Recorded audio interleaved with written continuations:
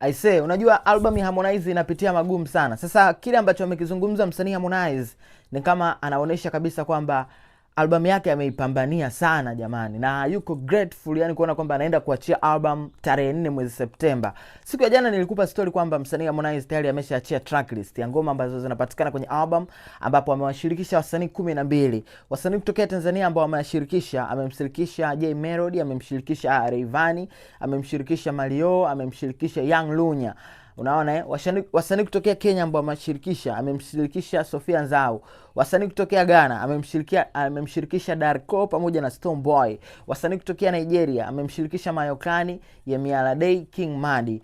Msanii kutokea Kongo ya Levis. Hapo kuna msanii gani nimemsahau kwenye hiyo tracklist?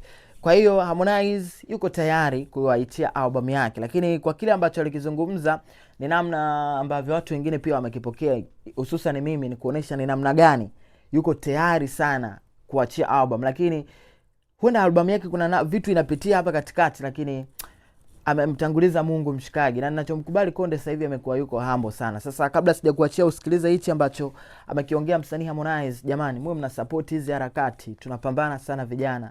Naomba niwatajie namba yangu ya Airtel Money, mnitumie chochote, yani hata buku tu mimi napokea.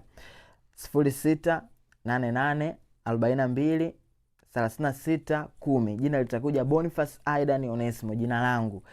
0688423610.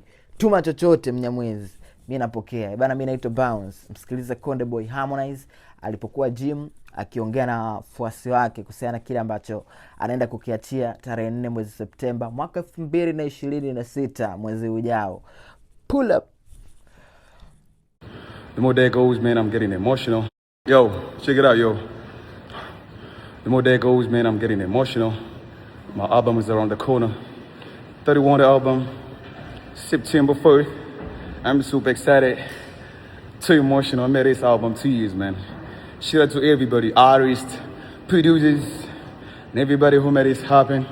My management, my team, my brother, Chopole, amigo, you're the baddest, my brother. Our boy pops me the weed and said some real shit, nigga. The album is coming, biggest album. Pray on God, inshallah, September 4th, 31.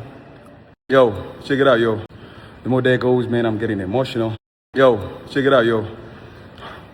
The more day goes, man, I'm getting emotional. My album is around the corner. 31 album, September 1st. I'm super excited.